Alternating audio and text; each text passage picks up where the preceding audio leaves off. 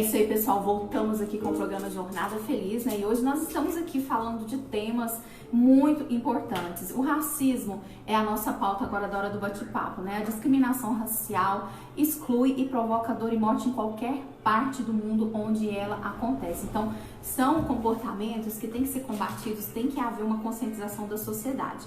E essa semana a gente sabe que no mundo todo está se falando muito dessa questão, né, devido ao assassinato que aconteceu ali na cidade de Minneapolis, nos Estados Unidos, de George Floyd, né, que vivia ali na cidade de Houston. E a gente tem informações, inclusive de portais gospel, que foi um homem que ajudou muito naquela cidade, naquele bairro mais especificadamente, o evangelho a chegar até aqueles lugares, né, por ter um respeito ali dentro de um bairro que era muito perigoso, então abriu a porta para muitas igrejas estarem evangelizando ali. E para falar mais sobre esse assunto, nada melhor do que a gente conversar com pessoas que já sentiram na pele essa questão da discriminação, né, do racismo. Nós vamos conversar com a pedagoga, historiadora e pastora também, Neiva Leme. Neiva, boa tarde, seja muito bem-vinda ao programa Jornada Feliz. Boa tarde, agradeço a oportunidade de poder estar participando e abordando esse tema tão polêmico, né, que é o racismo. E será um prazer estar participando de vocês. Boa tarde, Uberlândia, o pessoal aí da Faculdade do Trabalho que está participando também, boa tarde. O telefone de contato, para depois se vocês participarem da enquete no finalzinho da reportagem, é 3216-3202. Não deixe de participar, ligue aqui na rádio, nós estamos aqui para responder as perguntas e para fecharmos então a nossa programação. Ok, Neiva, a gente queria, né, primeiramente começar aqui sabendo a sua opinião. Como é ser negro no Brasil? Olha, ser negro no Brasil. Desculpa, cadeira aqui. Ser negro no Brasil. Para mim responder essa pergunta, eu vou ter que entrar um pouco fazer uma abordagem histórica, né, da população, da história da população negra no Brasil. Então nós vamos começar aqui fazendo essa abordagem para vocês poderem entender como que se deu como que é o ser negro no Brasil. Bom, em 13 de maio de 1878, o Brasil ali encerrava uma das páginas mais sombrias de sua história, que era o período escravocrata, né? Todos que teve acesso à escola têm conhecimento desse período histórico do nosso país. E a partir desse marco histórico, o povo negro se deparou com outra luta, ainda mais árdua, que foi o quê? Conquistar o reconhecimento e a igualdade social, que é uma luta assim, que nós temos que lutar dia a dia, todos os dias, né? Conquistar esse reconhecimento, conquistar essa igualdade social. Bom, após os 130 anos da aprovação da Lei Áurea, os movimentos seguem trabalhando, os movimentos negros no Brasil, eles seguem trabalhando contra o racismo dia a dia e a desigualdade na sociedade brasileira. Porque quando nós recebemos, com a Lei Áurea, nós recebemos simplesmente a nossa liberdade e mais nada, ficamos além da sociedade. Ou seja, fomos excluídos, não tivemos direito a posto de trabalho, a educação, a cultura, a nada. Simplesmente entregar a carta de alforria para os meus antepassados e ficamos excluídos à margem da sociedade. E os números provam essa realidade. No Brasil hoje, as políticas de reparação não conseguiram restituir a dignidade humana para grande parte da população negra. Porque os negros ainda são os que ainda morrem, são os que mais morrem por arma de fogo, são os que mais sofrem com o desemprego, são os que mais têm que menos acesso à educação e à qualidade de vida. Por quê? Porque nós temos devido a essa conjuntura social que após a alforria, nós tivemos que enfrentar esse período sem nenhuma estrutura social para atender a população que era escrava. E crescemos ali diante de uma desigualdade social e econômica berrante, muito assídua, mediante a sociedade aristocrata branca que existia na época. E com isso, com a falta de instrução, com a falta de postos de trabalho não conseguimos, a minha população não conseguiu projetar na sua descendência uma qualidade de vida, uma promoção social. Então, com a falta de instrução e com a falta de posto de trabalho para garantir a cidadania da população negra, qual foi o reflexo que trouxe para os dias de hoje? Essa desigualdade social berrante que temos na sociedade atualmente. Porém, mesmo que a abolição da escravatura não tenha sido suficiente para essa conquista libertária, os negros têm conseguido resultados positivos contra o ativismo e mobilizações. Resistiram a todos os desprezos contra sua raça, suas crenças, sua religiosidade, sua cultura, sua arte, sua estética, sua dignidade e sua desumanização.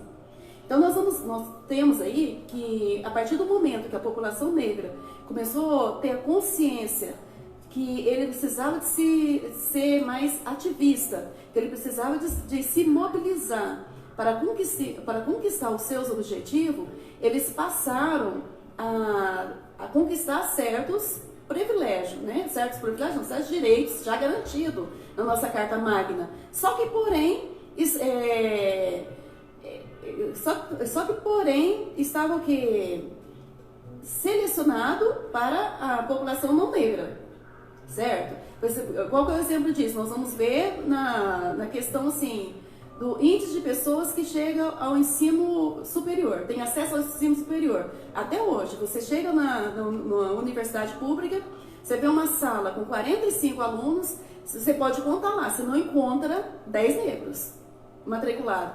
Mas isso não é consequência porque a população negra não quer ter acesso, porque hoje nós temos um sistema de cota, hoje nós temos, e quanto o negro quanto o branco, ele tem condição e capacidade intelectual de pleitear uma vaga na faculdade através do Enem, através de vestibulares. Sim, tem, concordo, ele tem. Mas, porém, essa ruptura, essa falta de oportunidade vem lá dos antepassados. Se eu tenho uma família desestruturada, se eu nasci num berço familiar, onde os meus pais, os meus avós não têm sonhos, não têm projetos de vida, a mente deles estão condicionada ao quê? Não, você vai crescer e vai trabalhar e pronto, e acabou. O estudo, o conhecimento, eles não têm aquela visão de que o conhecimento é um dos principais veículos de ascensão social. Eles não têm esse preparo. Então, como é que eu vou embutir isso na cabeça de uma criança afrodescendente? Bacana. Eu, assim, como negro, né, para você que chegou agora, eu sou o Pierre Magalhães, faço parte aqui dos comentários políticos do programa Jornada Feliz. Só que hoje, como o assunto em pauta é racismo, nada melhor do que um negro, né? Para quem não está me vendo, eu sou negrão, tá, gente? Para poder tratar do assunto. E eu quero fazer uma afirmação, David, quero que você confirme isso ou não, que o racismo no Brasil ele não é à toa, né? Ele é estrutural.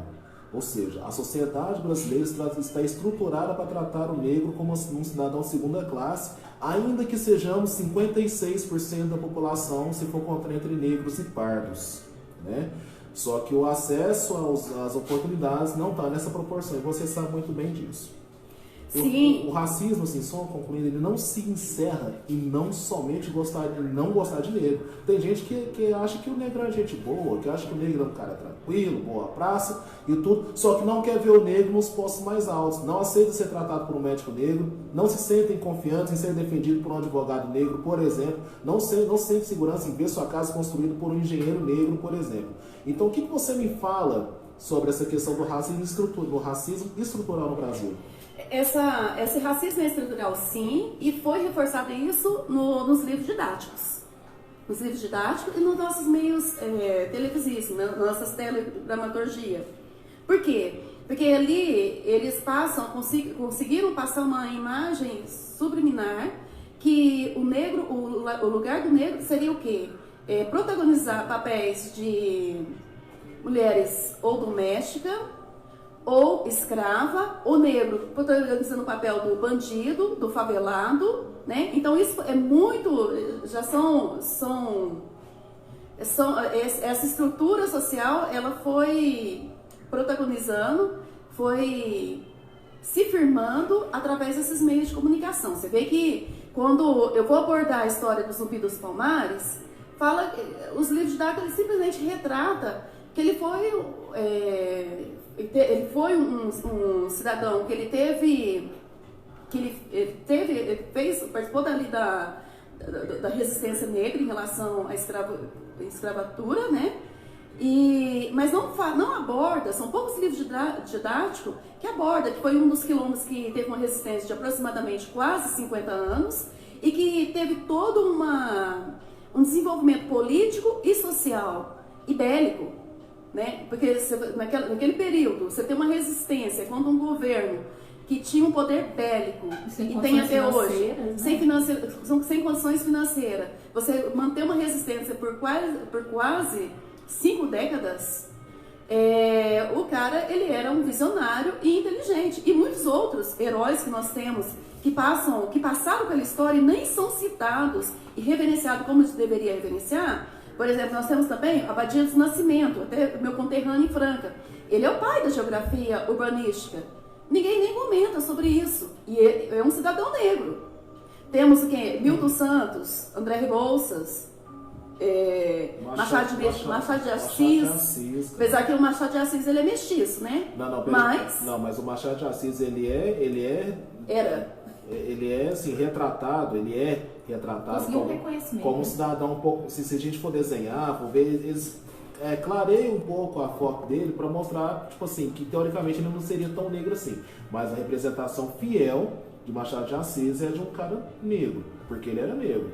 Então, assim, se a gente for observar, André Rebouças da engenharia, Abdias do Nascimento, senador, também constituinte, né? Se a gente for parar para pensar, é um cara que tem toda uma história aí.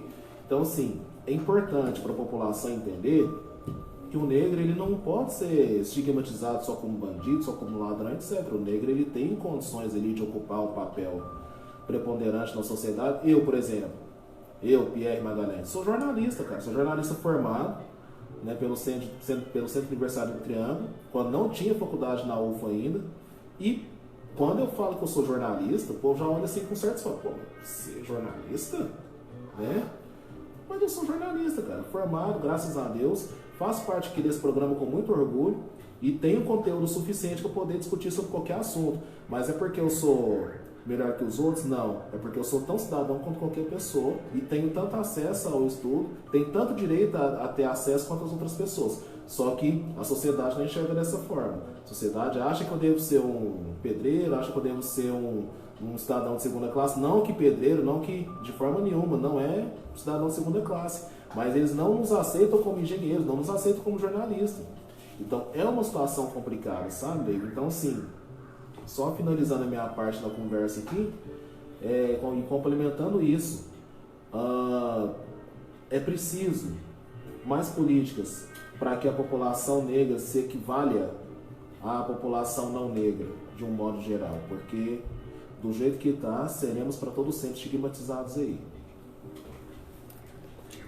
Sim, com certeza. Nós vemos aqui essa fala, né, do nosso colega Pierre, jornalista, mas eu vejo assim que a nossa política, a nossa sociedade tem evoluído nessa questão, lento, gradualmente, né, mas tenho visto também que volta ou meia nós somos preteridos. Em dados momentos somos preteridos, que nem todos ainda conformou de você conquistar um lugar além daquilo que foi proposto, né, pela Associação Aristocrata Branca, né? E assim, Neiva, a gente queria saber da sua experiência, né? Porque você, vamos dizer assim, acho que você representa uma parte da exceção, porque de alguma forma você teve assim, acesso ao estudo, você correu atrás, né? Tem um curso superior, na verdade não, 2 cursos, né? Superiores de História e Pedagogia. Agora tá indo com um outro técnico aí.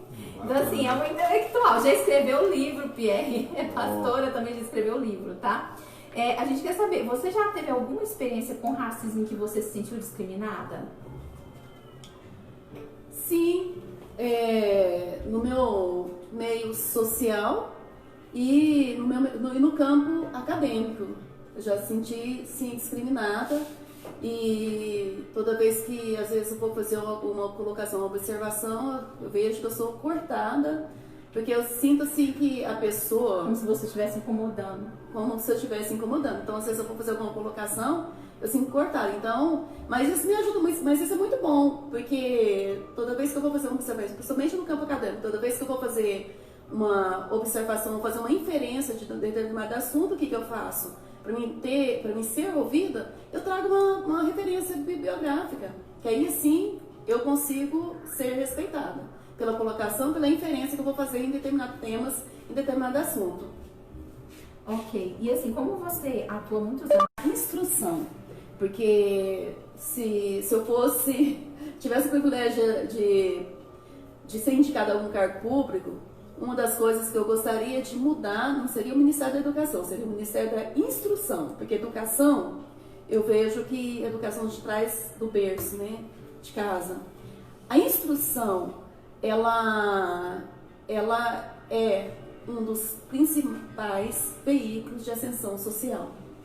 Então, um cidadão afrodescendente, que ele tem instrução, que ele se empodera do conhecimento, e ele consegue se graduar numa qualquer especialidade que ele escolher, e ali se tornar perito, como a palavra de Deus diz lá no livro de Provérbios, capítulo 22, versículo 29, ele será posto diante de reis. Então, a instrução, ele é um dos principais veículos de ascensão social. Então, nós, os afrodescendentes, nós vamos vencer as nossas barreiras, nós vamos mudar os paradigmas que foram escritos através da história para a nossa geração, para o nosso povo, vai ser através da instrução, do conhecimento. E se empoderar do conhecimento, em qualquer área do conhecimento. Porque a palavra de Deus, ela fala que aquele que se esforça, ele apodera do que quer. Nada na vida vem de graça.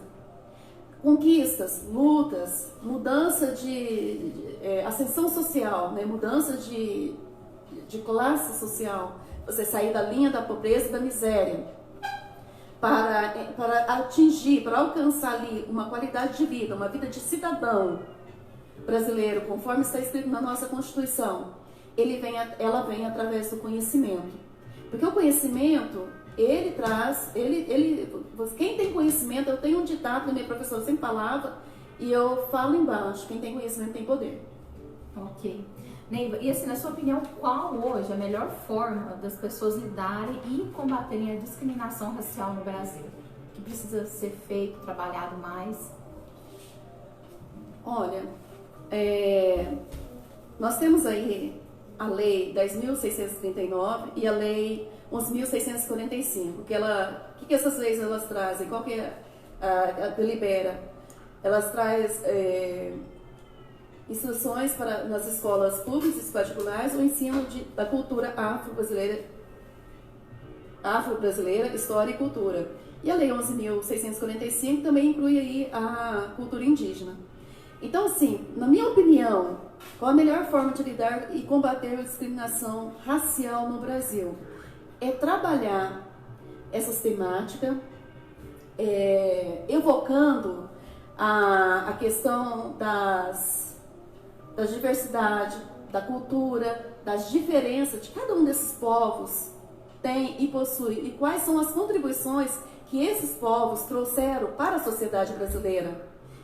Porque quando eu falo em racismo, não vamos focar só nos afrodescendentes. Nós temos os indígenas, nós temos os ciganos, nós temos os muçulmanos, nós temos os asiáticos, né? Então, assim, o preconceito em geral, isso é uma doença da humanidade. De não respeitar, né? De não respeitar a diferença e não aprender, né? E não aprender com as diferenças. Porque cada ser humano é único. E cada um de nós temos nossos valores, as nossas valores, culturas e princípios que vai servir de edificação para a vida dos demais, dos uns aos outros, porque nós vivemos em sociedade. E a sociedade, e você viver em sociedade, é você contribuir com o crescimento do seu próximo. Não só enquanto pai, contribuindo com o crescimento do filho, o filho contribuindo com o crescimento do pai, o amigo contribuindo com o crescimento do amigo, o colega contribuindo com o crescimento do colega, né? Família. Então, assim, o que precisamos ter em nossa mente é o quê? Aprender a respeitar as diferenças.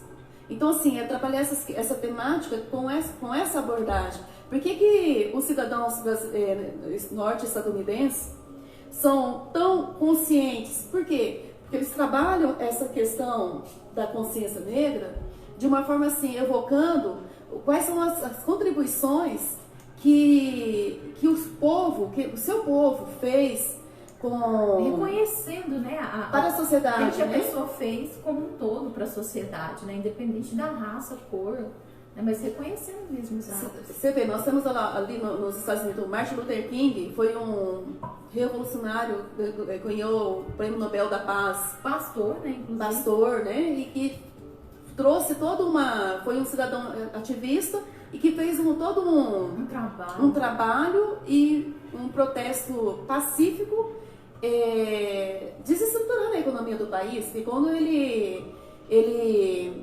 orientou que toda a população negra não deveria andar de ônibus, porque os negros naquela época não poderiam, se tivesse um negro dentro do ônibus, um branco tivesse entrar, e se esse negro tivesse sentado, ele tinha que levantar para o branco sentar.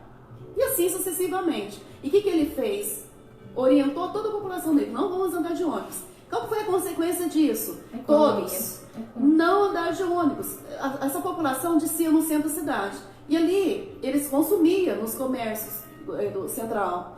Essa população não andando de ônibus mais, eles começaram a andar de van, de peruas, né, lotações próprias, iam a pé para o trabalho, não consumindo mais no comércio central. Toda essa população negra estadunidense que não estava andando de ônibus, ouvindo a voz do seu líder. E ali eles conseguiram abalar a economia central. E chamar a atenção. E chamar a importância, né, do papel que eles exerciam ali na sociedade como um todo, né? E chamar a atenção. Então, a gente vê assim, o ativismo, né, político deles são muito conscientes. Mas por que são assim? Porque eles porque eles buscam conhecimento. Para eles, assim, essa questão de leitura, de conhecer, de levar a sério a instrução, é muito mais fiel do que o povo brasileiro. Ok. Gente, assim, eu trouxe a Neiva aqui porque realmente ela é uma pessoa, assim, que estuda muito, tem muito conhecimento e já sentiu na pele, né, o que nós estamos falando aí de racismo. Ela é co-pastora ali na Igreja Comunidade Cristã Filadélfia, né, está conosco há muitos anos e, assim, é uma pessoa muito nobre, né, tem uma alma, uma pureza, né, que encanta as pessoas. Amém, Neiva? Obrigada, viu, pela sua participação aqui, sua contribuição. Gente, e assim, ainda falando sobre racismo, eu trouxe uma outra questão aqui, porque tem alguns assuntos que não são tão divulgados, mas existe uma carta na internet que, inclusive, foi publicada, né? Uma carta inédita, para vocês entenderem, da Princesa Isabel, que revela que ela defendia, na época, a indenização de ex-escravos, a reforma agrária e o sufrágio feminino, e que, inclusive, implica na história na questão do surgimento da República. Né? Porque, assim, nessa carta ela fala que foi informada pelo pai, que a colocou a par da intenção do envio de fundos do Banco Mauá, que seriam destinados a estar adquirindo terras para os negros na época, para que eles pudessem ser indenizados e ter o seu sustento.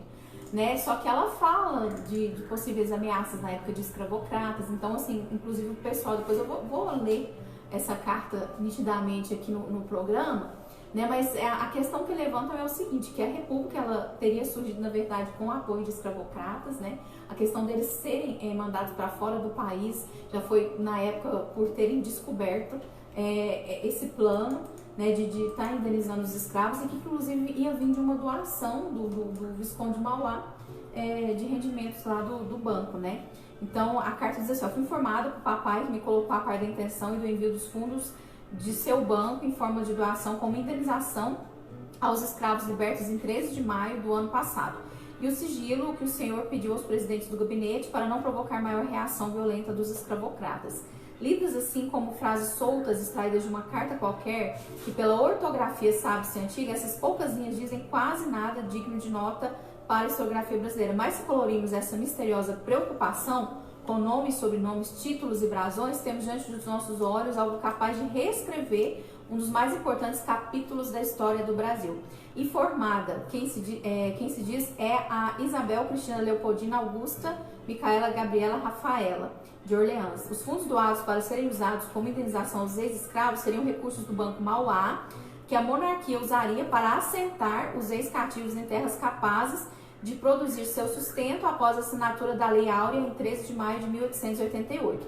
A contar pelo texto, a monarquia tinha esse projeto. Um exame grafológico realizado pelo especialista Fátima Argon, chefe do Arquivo Histórico do Museu Imperial em Petrópolis, no estado do Rio de Janeiro, garante a autenticidade da assinatura da carta em que constam essas revolucionárias linhas. Muito coração, Isabel, afirma a estudiosa. Creio que realmente se trata da assinatura e da letra da princesa Isabel, endereçado ao Visconde de Santa Vitória, uma espécie de braço direito de Irineu Evangelista de Souza, ao Visconde de Mauá. A carta data de 11 de agosto de 1889, portanto 1 ano e 3 meses após a abolição da escravatura no Brasil, e apenas 3 meses e 4 dias antes da proclamação da República, em 15 de novembro de 1889. Por isso, entende-se a preocupação de Isabel com a reação violenta dos escravocratas frente à possibilidade de o governo indenizar os escravos, de forma quase intuitiva, se é que nos cabe dizer. E aí, quando a gente fala de toda essa questão, a gente entra numa outra questão. Se ia haver essa indenização que, diga-se de passagem, seria aí na casa dos milhões, e vamos dizer assim, houve a questão da proclamação da República, a mudança de poder e a monarquia foi praticamente retirada aqui do Brasil, será que a gente não pode falar que a corrupção já chegou ali? Porque aonde foi parar a posse dessa doação que ia ser do Visconde de Mauá dirigida aos escravos? Para onde foi esse dinheiro? Então já começou ali a corrupção no país, vamos dizer assim, historicamente.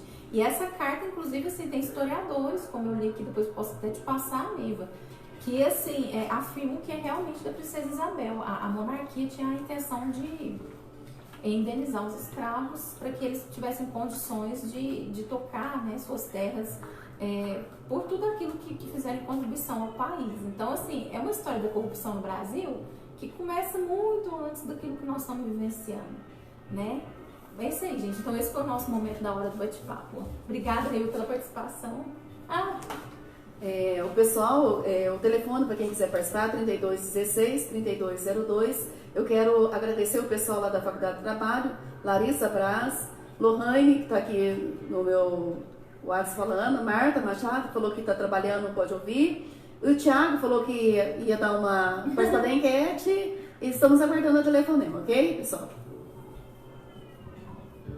É isso aí, é porque a hora já está avançada.